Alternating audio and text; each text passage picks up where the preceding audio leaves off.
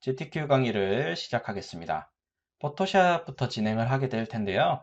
포토샵이 아무래도 GTQ 자격증 3가지 중에 가장 비중이 크기 때문에 제일 먼저 진행을 하도록 하겠습니다. 기본적으로 GTQ 시험 내에서 포토샵이 어떠한 툴들이 가장 많이 쓰이고 제한적으로 사용이 되고 있는 건지 먼저 알아볼 거고요. 유의사항에 참고를 둬서 어떤 식으로 여러분들이 포토샵 진행을 해 주셔야 되는 건지 그 내용에 대해서 설명을 하도록 하겠습니다. 자, 제일 먼저 사용되는 툴들에 대해서 좀 알아봐야 될 텐데요. 기본적인 툴에 대한 기본 사용 숙지 방법에 대해서는 넘어가도록 하고요. GTQ에서 주로 사용되는 툴의 역할들에 대해서만 얘기를 하겠습니다. 자, 새 파일 창을 하나 만들어서요. 테스트를 한번 해보죠. 먼저 GTQ에서는 기본적으로 픽셀 단위로 작업창을 만드셔야 되고요. 72픽셀 per 인치의 해상값을 잡아주셔야 됩니다. 그리고 컬러 모드는 RGB 8비트. 이 두 개의 수치는 항상 고정이고요. 자, 1번과 2번 문제는 400에 500픽셀을 작업을 해주시면 됩니다. 3번과 4번은 500에 600 이런 식으로 다른 식의 형식이 적용되어 있기 때문에 1, 2번은 항상 400, 500 고정인 것을 여러분들이 외워주시면 되겠죠. 자, 이렇게 하시고 백그라운드 컨텐츠는요. 기본적으로는 그냥 흰색으로 두는데 백그라운드 컬러를 직접 지정을 하셔가지고 색상 값을 넣어야 되는 경우가 있고요. 3번과 4번의 경우에는 색상을 넣어주시는 게 있습니다. 그래서 미리 색상 값을 지정을 하고 여기다가 백그라운드 컬러를 체크를 해서 넣어주시면 되겠지만 작업이 솔직히 번거롭기 때문에 모든 작업은 거의 기본적으로 화이트 컨텐츠로 채워넣고 작업을 시작하시는 게 좋습니다. 이렇게 하시고요. 그 다음에 파일을 만드실 때 상단에 파일 이름을 지정하는 게 있는데요. 작업을 하시다 보면은요, 시험장에서 실수를 하실 수도 있기 때문에 파일을 기껏 만들어 놓고 파일 이름을 지정을 못하는 경우도 한 번씩 생길 수도 있어요. 그래서 미리 여기다가 작업을 하실 때 수험 번호를 넣으시고요. 본인의 수험 번호를 넣으시고 본인의 성명을 넣습니다. 그리고 지금 현재 작업하는 파일의 넘버, 그림 1번이라고 하면은 1번이라고 붙여주시면 돼요. 문제 1번이면은 그냥 1번이라고 붙여주시면 됩니다. 이렇게 해서 클릭을 해주시고 작업창을 만드시고 여기다가 이제 이미지들을 편집을 해서 배치를 하시는 거예요. 자, 그리고 나서 기본적으로 작업창이 만들어졌는데 GTQ에서 그럼 어떤 부분들이 가장 비중 있게 많이 쓰이는지를 좀 알아봐야겠죠. GTQ에서는 제일 많이 쓰이는 것들이 무브 툴, 그리고 선택 툴, 이 3가지 종류들 요것들이 있고요. 그 다음에 패스 툴, 네, 펜으로 쓰는 이 패스 툴, 패스 편집 툴이죠. 그리고 패스 셀렉션, 쉐이프 툴, 모형 툴이죠. 네, 도형 툴, 요 종류들. 그래서 이렇게 4가지 정도, 타이프 툴 이용해서 총 이렇게 4가지 정도 이 하중 부분들, 하부에 있는 이 메뉴들을 쓰게 될 거고요. 상단에는 선택 툴 이 3종류가 가장 많이 쓰입니다. 이렇게 되어 있고요. 그 다음에 중간에 보시면은 브러쉬 툴은 안 쓸 거고요. 패스나 이런 것들 다 안 씁니다. 요거 그라디언트는 많이 써요. 그라디언트도 많이 쓰게 되고요. 마지막으로 전경색과 배경색입니다. 전경색과 배경색은 배경 색상을 채워야 되는 경우가 3번과 4번에 등장을 하는데요. 그렇게 될 때만 씁니다. 거의 색상 지정을 여기서 잘 하지는 않을 거예요. 자, 다음으로 이제 우측에 있는 메뉴창을 좀 살펴보겠습니다. 저는 이제 그 GTQ 시험에 최적화된 상태로 지금 작업창을 정리를 해뒀는데요. 여러분도 이렇게 정리를 해두시는 게 좀 시간 단축이 될 수 있겠죠. 자, 먼저 캐릭터 창이 있고요. 그 다음으로 히스토리, 애드저스트먼트, 레이어 이런 식으로 저는 지금 추려가지고 옵션을 정리를 해뒀는데 어떻게 쓰이는지를 봐야겠죠. 자, 캐릭터 창의 경우에는 GTQ 기출문제를 보면서 한번 보죠. 자, 이렇게 두 줄로 정리된 타이프가 있습니다. 자, 타이프 툴을 이용을 해서 글자를 입력을 합니다. 글자를 직접 입력을 해보죠.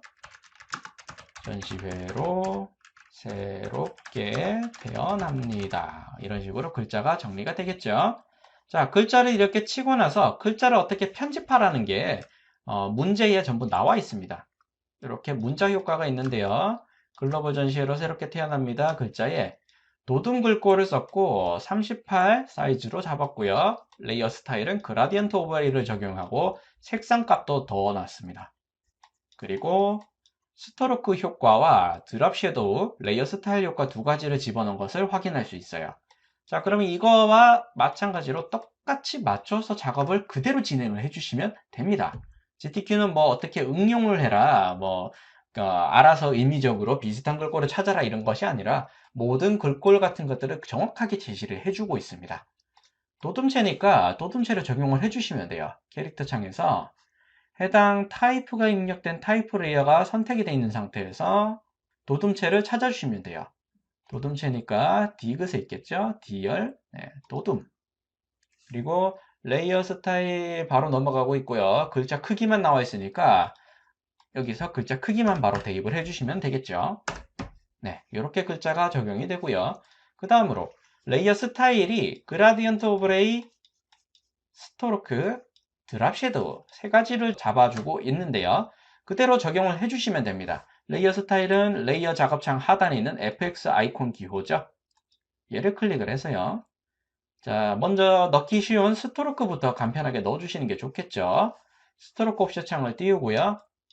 우리 작업 내용에 맞춰가지고 넣어주면 되겠습니다. 선의 두께가 2고요. 색상이 F6개인 거 보니까 흰색이겠네요. 그러면 필 타입은 칼라가 될 거고요. 칼라 모드를 흰색에 최고로 갖다 붙이면 자동으로 F6개가 뜰 겁니다. 이렇게 해서 적용을 하시는 거고요. 드랍 섀도우 그림자 뭐 그냥 체크만 한번 넣어주시면 작업이 끝나겠죠. 이렇게 될 거고요. 자, 그 다음으로 제일 중요한 그라디언트 오버레이가 있습니다. 그라디언트 오버레이 체크 옵션을 들어가서 색상 두 개가 지정이 되어 있죠. 그럼 그라디언트 창을 클릭을 해서 픽업을 체크를 해주신 다음 색상 값을 샵칸, 요 제일 하단에 있는 샵칸에다가 직접 입력을 하시는 거예요. 33cc 이렇게 넣어주시고 반대쪽 색상도 넣어주십니다. 이렇게 대입을 했고요. 자, 만들어서 적용을 했을 때 완성 이미지와 비슷한 그라디언트가 나오는지 확인을 하셔야 됩니다. 자, 이렇게 대입을 했다고 해서 모든 게 끝난 게 아니기 때문에 꼭 확인하셔야 돼요.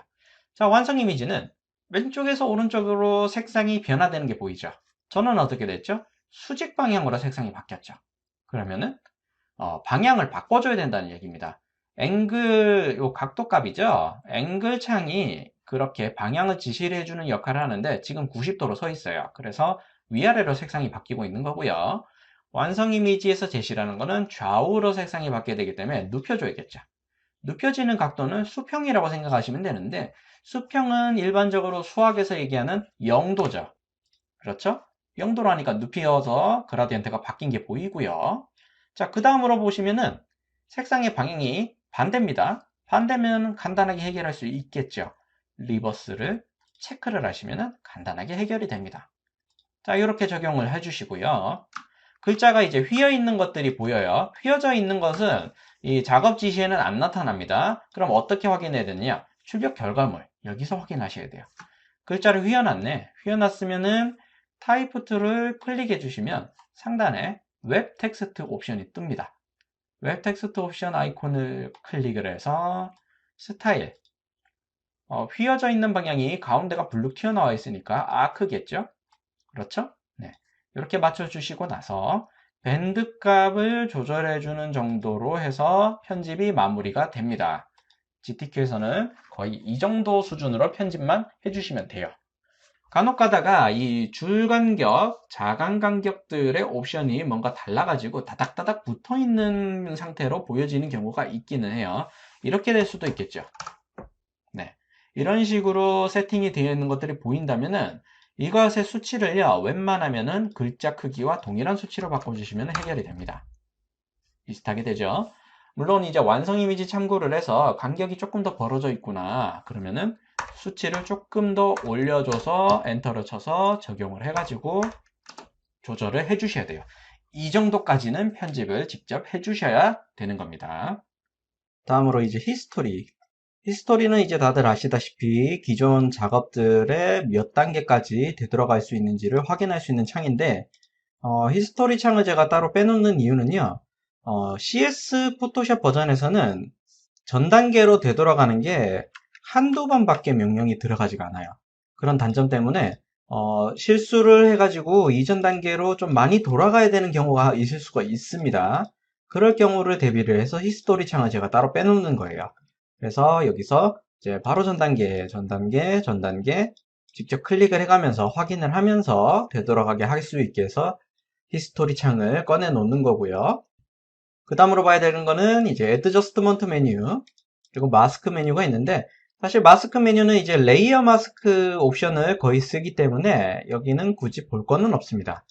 애드저스트먼트 메뉴는 어떻게 쓰느냐, 이미지 편집을 할 때 이미지 애드저스트먼트 메뉴를 보통은 쓰겠지만은 GTQ에서는 작업 내역들이 레이어 창 안에서든 어디든 남아 있어야 된다고 했죠. 남아 있어야 됩니다. 그래서 이미지를 편집을 하거나 색상을 바꾸거나 할 때 꼭 레이어에 있는 애드저스트먼트 메뉴를 쓰기 위해서 우측에 따로 제가 빼놓습니다. 예시를 한번 보여드릴게요. GTQ의 출제 문제 내용에서 보시면은 이런 문제가 있습니다. 이렇게 과일 바구니 같은 것들이 있는데 이 사진을 어떻게 변형을 했는지를 한번 보죠. 일단 원본 사진을 제가 꺼내 보겠습니다. 원본 사진은 이렇게 돼 있고요. 이렇게 부분적으로 색상이 붉은색으로 바뀐 게 보입니다. GTQ의 이제 설명에서 한번 볼까요? 설명에서 보면은 여기 있네요. 색상 보정, 빨간색 계열로 보정을 했는데 보정한 범위는 어디를 보느냐? 완성 파일을 확인을 해서 직접 수정을 하라는 얘기입니다. 자, 빨간색 계열로 보정을 하라고만 되어 있어요. 그 뒤에 뭐 다른 설명은 없습니다. 그리고 추가적으로 이제 레이어 스타일 효과를 준다고 되어 있고요. 우선은 그러면 이 이미지의 색상을 변경을 해야겠죠. 그렇게 하기 위해서 이미지의 이제 선택 영역을 좀 따야 될 텐데, 이 문제를 풀이를 할 때 좀 더 자세히 보도록 하고요. 우선은 예시를 위해서 제가 간단하게 따보겠습니다. 원래는 이렇게 그 레소 툴을 이용해서 이렇게 따는 거는 형상이 상당히 부정확하게 따여지기 때문에 잘 안 씁니다만은, 실제로 이제 여러분들 시험에서 쓰실 때는 폴리고널 레소를 더 많이 쓰시게 될 거예요. 직각으로 이제 딱딱딱딱 끊어지게 쓰는 것이 있겠죠. 자, 이렇게 땄다고 치고요. 그리고 이걸 일반 레이어로 잠깐 바꿔보겠습니다. 이렇게 하고 배경을 우선 지워서 일반 이미지로 바꿔주겠습니다. 자, 그리고 여기서 이제 효과를 보면은요, 레이어 스타일 아더글로우를 줬다고 되어 있죠. 아더글로우를 줬다고 되어 있습니다. 그럼 아더글로우는 레이어 스타일에서 바로 주면 될 테니까 바로 넣어줍시다. 이렇게 해서 넣어주면은 들어갔고요. 뒤에 이제 배경이 안 보이기 때문에 한번 확인을 해봐야겠죠. 자, 우선은 작업 화면에다가 집어넣어서 최종적으로 편집을 한다고 치고 봅시다. 자, 이렇게 사진을 넣었고요. 백그라운드는 색상을 하나 채워 넣겠습니다. 자, 이렇게 하니까 아더글로우가 들어간 게 보이죠? 들어가 있죠? 네. 그리고 이제 여기서 색깔을 바꾸는데, 일반적으로 여러분들이 이제 실무에 가시든지 포토샵을 습득하시는 과정에서 이미지의 색상을 바꾸는 거는 이렇게 하셨을 거예요. 거의 대부분이. 자, 특정 부분을 선택을 해가지고 색상을 바꾼다고 하면은 이미지 애드저스트먼트 메뉴에서 직접적으로 바로 옵션을 사용을 해서 색상을 바꾸는 식이 되었겠죠. 자, 그런데 GTQ에서 요구하는 것은 이런 작업을 요구하는 게 아닙니다. 이렇게 사진을 바꾸시면 안 돼요. 그럼 어떻게 편집을 해야 되느냐?